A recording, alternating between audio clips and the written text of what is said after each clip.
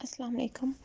अच्छा जी, तो आज हम पढ़ने वाले हैं कैरेक्टरिस्टिक्स ऑफ गुड लीडर्स। अच्छा, अगर आप लोगों ने इसकी पहले की वीडियो नहीं सुनी हुई लीडर की, तो प्लीज़ आप लोगों को सुन के आए हैं ताकि आप लोगों के कॉन्सेप्ट उसमें क्लियर हो। मैंने वो बहुत डिटेल में पढ़ाई थी, सिर्फ इसलिए कि ये जो पॉइंट्स हैं ये समझ में आ जाएं। ये कितने पॉइंट्स हमारे पास 1 2 3 4 5 6 7 8 9 10 11। अच्छा, ये 11 पॉइंट्स हैं, तो मैंने इनकी डेफिनेशंस नहीं लिखी। डेफिनेशंस आप लोगों को कहीं से भी मिल जाएगी। अगर आप लोगों को नोट्स बनाने के लिए चाहिए हो तो डेफिनेशंस तो हर जगह होती हैं, लेकिन डेफिनेशंस मैंने कहीं नहीं लिखी। डेफिनेशंस आपको नेट पर मिल जाएगी, ईजिली अवेलेबल होती है।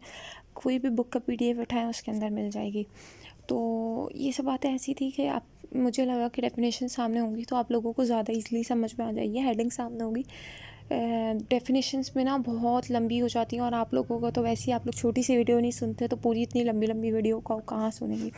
और 1.7x पे सुनते हैं, वो भी आप लोग है ना, और उस पर भी लाइक नहीं करते मेरी वीडियो को। तो आप लोगों ने मेरी वीडियो को लाइक करना है, मेरे चैनल को सब्सक्राइब करना है, और अगर आप लोगों के कोई queries related to this video और इससे पहले वाली वीडियो तो पूछ सकते हैं। अच्छा जी, कैरेक्टरिस्टिक्स ऑफ गुड लीडर। एक लीडर की अच्छी क्वालिटीज़ क्या होती हैं? इंटेलिजेंस। उसकी ना इंटेलिजेंस बहुत अच्छी होनी चाहिए। मतलब एक लीडर ऐसा होना चाहिए कि उसकी इंटेलिजेंस पे ना आप बोलो वाह, मज़ा आ गया। मतलब एक मैनेजर है और वो बहुत अच्छा इंटेलिजेंट है, तो आप उसके जब अंडर काम करते हो ना, आपको खुद ही अच्छा लग रहा होता है कि यार हम तो इतने अच्छे इंटेलिजेंट लीडर के मतलब मैनेजर के अंदर काम कर रहे हैं। या चलो ग्रुप मेंबर हैं, समझो आपके असाइनमेंट है और आपके 5 लोगों का ग्रुप बन गया, ठीक है। उनमें जो आपके सबसे ज़्यादा काबिल होता है ना, समझो क्लास का सबसे काबिल बंदा आपके ग्रुप में, आप उसके अंदर काम कर रहे हो तो आपको मज़ा आ रहा होता है, यार हम तो हमारे ग्रुप में तो ये बंदा है, हमें तो मज़ा आ रहा है काम करके। आप समझ में आई इंटेलिजेंस क्यों ज़रूरी होती है? इंटेलिजेंस इसलिए ज़रूरी होती है कि वर्कर्स जो है ना, खुद को बहुत ज़्यादा सिक्योर समझते हैं और खुद को बहुत ज़्यादा सेफ साउंड करवा रहे होते हैं। जजमेंट। अच्छा, एक लीडर की ना जजमेंट बहुत स्ट्रांग होनी चाहिए। मतलब उसको कोई भी डिसीजन लेना है ना, तो वो अपने एम्प्लॉयज़ को तो इन्वॉल्व करता है मतलब डिसीजन मेकिंग में, लेकिन उसको पता होना चाहिए कि भाई डिसीजन ले रहा है तो जो ये अगर वो डिसीजन ले रहा है तो इसका इम्पेक्ट क्या आ सकता है। अगर हो सकता है उसका इम्पेक्ट अच्छा है, हो सकता है कि उसका इम्पेक्ट बुरा है, तो उसको जो है वो अपने इम्पेक्ट को बहुत मतलब अपने जो उसने डिसीजन लिया उसको अच्छे से ओवरकम करना आना चाहिए। उसको पता होना चाहिए जो मैं डिसीजन ले रहा हूँ वो बुरा भी हो सकता है, वो अच्छा भी हो सकता है। तो उसको वो डिसीजन लेना चाहिए जो कि फर्म के लिए और उसके टीम वर्कर्स के लिए और उसके लिए अच्छा हो। जिस चीज़ में ज़्यादा रिस्क है वो नहीं ले, जिस चीज़ में कम रिस्क है वो चीज़ ले। फिर ठीक है, थर्ड चीज़ होती है ऑब्जेक्टिविटी। फर्म काम क्यों कर रही होती है? ऑब्जेक्टिव्स को हासिल करने के लिए कर रही होती है, गोल्स को हासिल करने के लिए कर रही होती है। एक लीडर को क्या चाहिए कि अपने एम्प्लॉयज़ को मतलब अपने टीम वर्कर्स को इतना ट्रेन कर दे कि उसको उनके टीम वर्कर्स को पता होना चाहिए कि उनके ऑब्जेक्टिव्स क्या हैं। इनिशिएटिव जैसे हैं। इनिशिएटिव क्या होता है? मतलब कि आप कोई भी अच्छा काम कर रहे हो, आप अपने एम्प्लॉयज़ को मोटिवेट कर रहे हो, या आप किसी भी न्यू प्रोजेक्ट पे काम कर रहे हो, तो एक लीडर इतना कैपेबल होना चाहिए कि वो इस चीज़ का इनिशिएट ले सके कि यार मेरा ये वाला जो है ना टीम मेंबर ABC और D है, ABCD और E है, ठीक है, 5 मेंबर्स हैं, तो मेरा जो है ना C बहुत अच्छा काम कर रहा है, तो मैं इतना इनिशिएटिव लूँ कि उसको मोटिवेट कर दूँ, बाकी को डीमोटिवेट नहीं करूँ, उसको मोटिवेट कर दूँ ताकि उसको देख के बाकी लोग भी अच्छा काम करें। डिपेंडेबिलिटी क्या मतलब कि वो अपने एम्प्लॉयज़ पे डिपेंड है, लेकिन पूरा डिपेंड नहीं। यहाँ पे ये नहीं कि अपने एम्प्लॉयज़ पे डिपेंड हो जाए कि तुम लोग काम करके दोगे तो ठीक है, तुम लोग जो कह रहे हो तो ठीक है। तुम लोगों की पावर शेयरिंग का मतलब ये नहीं होता कि आप पावर उनके हाथ में दे दो। आपने पावर शेयरिंग करनी है अपने एम्प्लॉयज़ के साथ, इस तरह से करनी है कि आपने उनको बताना है कि देखो ये ग्रुप है हमारा, ये टीम है हमारी, ये ऑर्गेनाइजेशन है, इसके अंदर काम करना है, ये ऑब्जेक्टिव्स है हमारा, लेकिन उनको उनके हाथ में पूरी पावर नहीं देनी। आपने डिपेंड करना है लेकिन उनको पूरी पावर नहीं देनी। आपने उनसे डिसीजन भी लेना है और फिर उसको अपने डिसीजन पे इन्फ्लुएंस भी करवाना आना चाहिए। डिपेंडेबिलिटी का ये मतलब नहीं होता कि आपने बस उन पे काम छोड़ दिया है। आपको इतना डिपेंडेबल होना चाहिए कि अगर फर्म से गलती हो रही है मतलब और टीम मेंबर से गलती हो रही है तो आप उसको ओवरकम कर सको। अंडरस्टैंडिंग।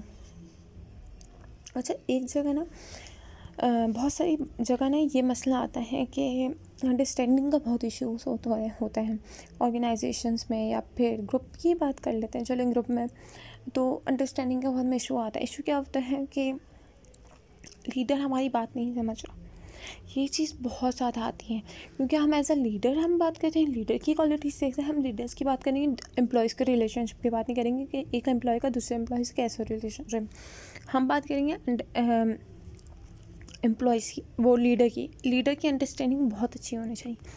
वो देख रहे हैं कि अगर मैं एक ग्रुप में काम कर रही हूँ और मेरा जो टीम मेंबर है 4 लोग अच्छा काम कर रहे हैं, 5वां जो है ना थोड़ा सा गड़बड़ काम कर रहे हैं, तो मैं उससे पूछूँ, उससे 1 to 1 मीटिंग करूँ कि भाई बताओ क्या मसला है तुम्हारा यार, मतलब तुम क्यों काम नहीं कर रहे हो सकता है तुम्हारे घर का कोई प्रेशर हो सकता है तुम्हारे पास वर्कलोड ज़्यादा हो, तो उससे मतलब इतनी अंडरस्टैंडिंग हो कि आपका जो एम्प्लॉय है वो आपसे कम्युनिकेट कर सके। कॉपरेशन, यही बात है कि वो उससे इतना कॉपरेट करे कि अगर समझे उसके साथ कोई समझे कि उसके पास वर्कलोड है और उसके साथ घर के भी कोई क्राइसिस चल रहे हैं, तो चले उसका थोड़ा वर्कलोड कम कर दें। ऐसा चलता है ऑर्गेनाइजेशंस में, ऐसा टीम के साथ भी होता है।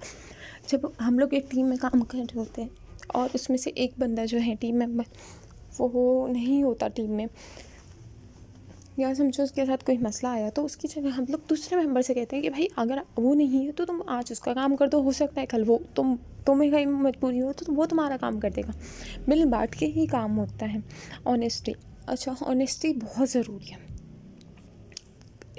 मतलब एक लीडर के अंदर ना ऑनेस्टी होनी चाहिए कि लीडर को पता होना चाहिए कि अगर मैं, मतलब ये नहीं कि आपका एम्प्लॉय, मतलब ये नहीं है कि मेरा 5 लोग हैं, 5 लोगों में काम कर रहे हैं और उनमें से एक मेरा फेवरेट है और वो अच्छा काम नहीं कर रहा, फिर भी मैं उसके साथ लगी हूँ कि नहीं तुमने बहुत अच्छा काम किया, उसे रिवॉर्ड भी दे रही हूँ, तो उसे मोटिवेट भी कर रही हूँ, तो उसे इनकरेज भी कर रही हूँ। ऐसा नहीं, ऑनेस्टी भी रखनी चाहिए। जहाँ पे मोटिवेट कर रहे हो वहाँ पर उसको ये भी बताना चाहिए कि देखो यहाँ पे तुम्हें जो है काम करने की ज़रूरत है, तुम मेरे फेवरेट हो, उसका ये मतलब नहीं है कि मैं तुम्हें जो हर टाइम जो है वो मोटिवेट करती रहूँ और इनकरेज करती रहूँ। जब आप बहुत ज़्यादा एम्प्लॉय आपका जो है काम सही नहीं कर रहा, आप उसे मोटिवेट कर दो, वो और ढीला हो जाएगा, वो काम नहीं करके देगा। और आपको क्या चाहिए, काम चाहिए। आप इतना मेहनत इतना सब कुछ क्यों कर रहे हो, उससे काम निकलवाने के लिए कर रहे हो। जब आपको काम नहीं मिल रहा तो फिर फ़ायदा, आखिर में तो ऑर्गेनाइजेशन आपको बोलेगी कि आपने एम्प्लॉयज़ से काम निकाल के देना था। करेज की बात करें तो वही बात है कि रिक्स एक लीडर के अंदर इतना होना चाहिए कि वो एक